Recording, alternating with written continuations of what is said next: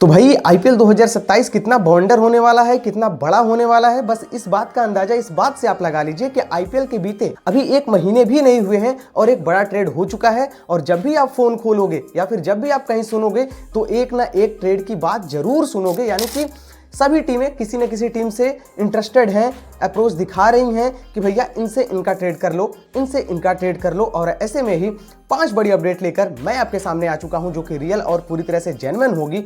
ऐसे में भाइयों चलिए एक एक करके स्टार्ट करते हैं। और बस आपसे कहना इतना है कि यदि रियल और जेन्युइन जानकारी आपको चाहिए तो इस चैनल को सब्सक्राइब कर लीजिए। पहली अपडेट यही है, आपको पता चल गया होगा कि ऋषभ पंत और कुलदीप यादव का ट्रेड हो चुका है, यानी कि दिल्ली कैपिटल्स और लखनऊ सुपर जायंट्स का इन दोनों टीमों के बीच ट्रेड हो चुका है। अब बात इस बात पे अटकी है कि किसको ज्यादा फायदा हुआ है। देखिए मेरे हिसाब से दोनों टीमें इमोशनली डिसीजन ली है। लखनऊ सुपर जायंट्स के पास ज्यादा चांस था कि लखनऊ ये कह सकती थी कि 27 करोड़ का प्लेयर मैं आपको दे रहा हूं तो उसके बदले में मेरे को 2 प्लेयर चाहिए। कुलदीप यादव को तो चाहिए ही चाहिए, उसके अलावा ट्रिशन स्टफ दे दीजिए, विपराज निगम दे दीजिए, आशुतोष शर्मा दे दीजिए या फिर नीतीश राणा को ही दे दीजिए। यदि 4 में से कोई एक भी बंदा और आ जाता लखनऊ में तो लखनऊ को और फायदा हो सकता था। तो मेरे हिसाब से यदि लखनऊ ये अप्रोच दिखाती तो शायद उनको ये फायदा हो सकता था। अभी के लिए मैं बस इतना ही कहूंगा कि 2027 का आईपीएल बताएगा कि किस टीम को ज्यादा फायदा हुआ है और किस टीम को ज्यादा नुकसान हुआ है। वैसे आप भी कमेंट बॉक्स में अपनी प्रतिक्रिया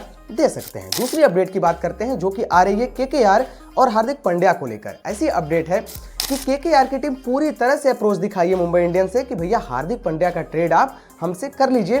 किसके बदले?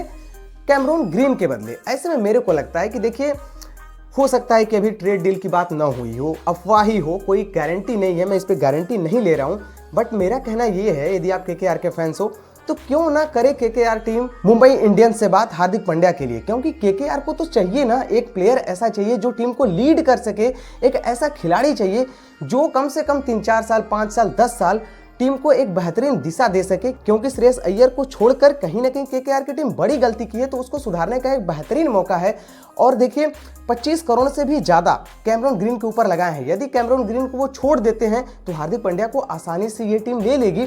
तो ऐसे में भैया मेरा मानना यह है कि यदि अभी तक केकेआर की टीम अप्रोच नहीं भी दिखा रही है तो दिखाना चाहिए। लेकिन अपडेट यही है कि केकेआर की टीम पूरी तरह से इंटरेस्टेड है, बातचीत कर रही है। और ऐसे में हो सकता है कि हार्दिक पांड्या 2027 में केकेआर की जर्सी में आपको दिखाई दें। लेकिन दोस्तों तीसरी अपडेट यह है कि राजस्थान रॉयल्स की भी मैनेजमेंट ये चाहती है कि हार्दिक पांड्या हमारी टीम में आ जाए और उसके बदले में वह यशस्वी जायसवाल को देने के लिए तैयार हो सकते हैं। ऐसी अपडेट है।